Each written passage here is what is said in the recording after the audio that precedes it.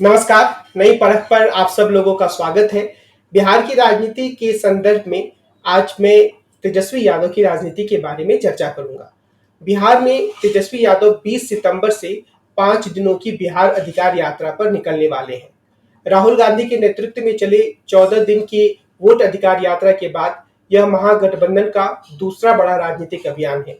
Vote अधिकार यात्रा 24 जिलों से गुजरी थी और इस यात्रा के अंतर्गत 110 विधानसभा सीट कवर हुआ था।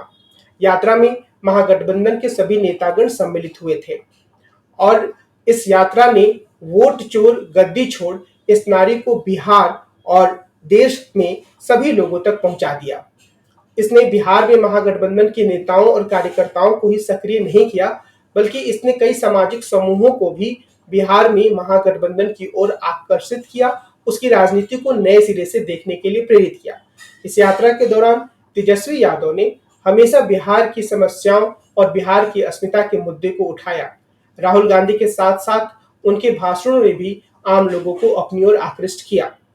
वोट अधिकार यात्रा के बाद से ही यह माना जा रहा था, बहुत सारे राजनीतिक टीकाकार इस बात पर जोर दे रहे थे कि महागठबंधन के नेताओं को अपनी सक्रियता बनाए रखनी होगी। ऐसा नहीं दिखना चाहिए कि एक बड़े राजनीतिक कार्यक्रम के बाद वे शांत होकर बैठ गए। इस लिहाज से 20 सितंबर को तेजस्वी की 5 दिवसीय बिहार यात्रा काफी महत्वपूर्ण हो जाती है। यह यात्रा जहानाबाद जिले से आरंभ होगी और वैशाली जिले में समाप्त होगी। इस यात्रा में तेजस्वी उन 10 जिलों को कवर करेंगे जो राहुल गांधी की यात्रा में सम्मिलित नहीं थी। इसमें जहानाबाद, पटना, बेगूसराय, खगड़िया, मधेपुरा, समस्तीपुर, सुपौल, सहरसा और वैशाली जिला के विधानसभा क्षेत्र सम्मिलित होंगे और तकरीबन 60 विधानसभा क्षेत्र तेजस्वी अपनी इस यात्रा के दौरान कवर करेंगे।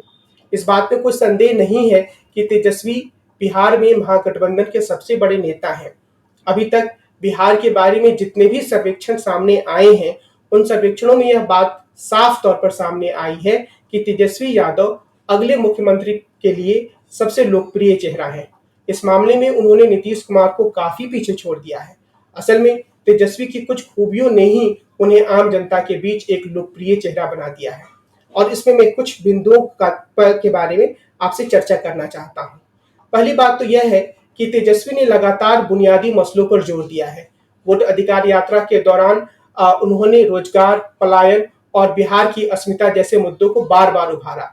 जब तेजस्वी रोजगार की बात करते हैं तो उनकी बात मतदाताओं को बेभरोसा पैदा करती है, क्योंकि हाल के वर्षों में वे बिहार में रोजगार देने वाले नेता के रूप में प्रसिद्ध हुए हैं।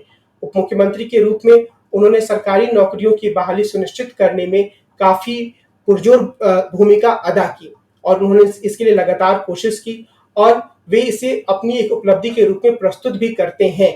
लेकिन जब मुख्यमंत्री नीतीश कुमार राष्ट्रीय जनता दल से अलग हो गए तो उन्होंने ऐसा दिखाने की कोशिश की कि असल में तेजस्वी यादव की भूमिका कोई खास नहीं थी। जो कुछ भी चीजें हुई वह नीतीश कुमार जी ने की, उनकी पार्टी ने की और इस लिहाज से जो तेजस्वी जी हैं उनकी भूमिका कमतर थी। लेकिन आम युवा जो बिहार में है वे जानते हैं कि असल में तेजस्वी यादव ने ही सरकारी नौकरियों में जो रिक्तियां हैं उसे भरने का मामला बड़े जोर शोर से उठाया था और उसके लिए एक रोड मैप भी प्रस्तुत किया था और इसके कारण से युवाओं में उनकी स्वीकार्यता बढ़ी है। दूसरी बात है कि तेजस्वी एक ऐसे नेता के रूप में भी सामने आए हैं जो वैचारिक रूप से काफी मजबूत है। अपने पिता की तरह ही उन्होंने खुद को सेकुलर मूल्यों के प्रति प्रतिबद्ध नेता के रूप में प्रस्तुत किया है, स्थापित किया है। उनकी एक बड़ी खूबी यह भी है कि अपने आलोचकों का वो सहज और विनम्र तरीके से जवाब देते हैं। कई बार जब व्यक्तिगत किस्म की आलोचनाएं सामने आती हैं तब भी उनकी प्रतिक्रिया अत्यंत विनम्र होती है, सहज होती है, शांत और सरल लगती है।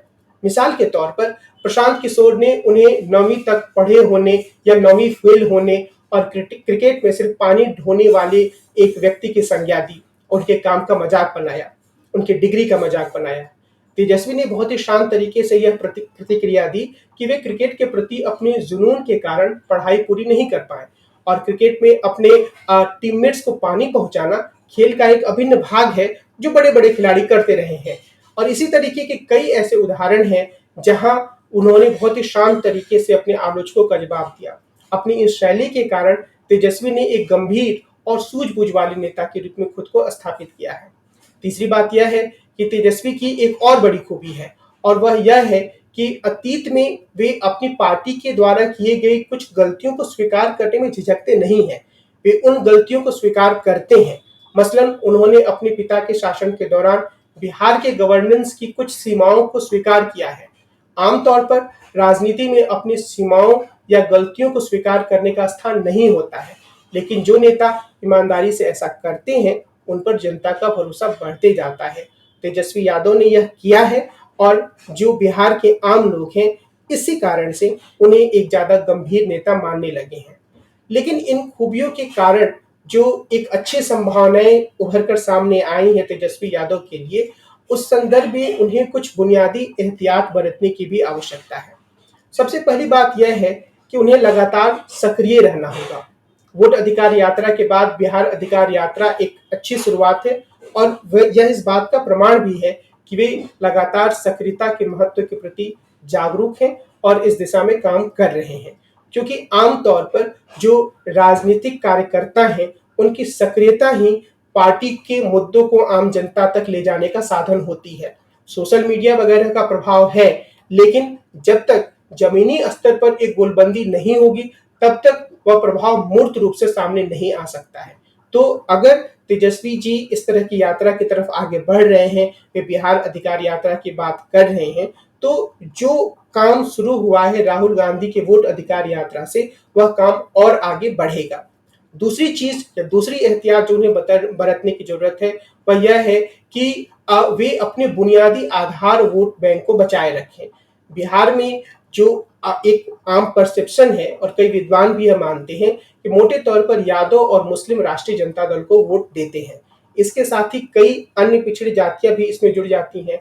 इसके अलावा जो बिहार में कांग्रेस का वोट है या सीपीआई एमएल का वोट है या फिर मुकेश सहनी की पार्टी का वोट है, वो सब मिलाकर एक ऐसे ब्लॉक का निर्माण करते हैं जिसे हम महागठबंधन का आधार वोट मान सकते हैं।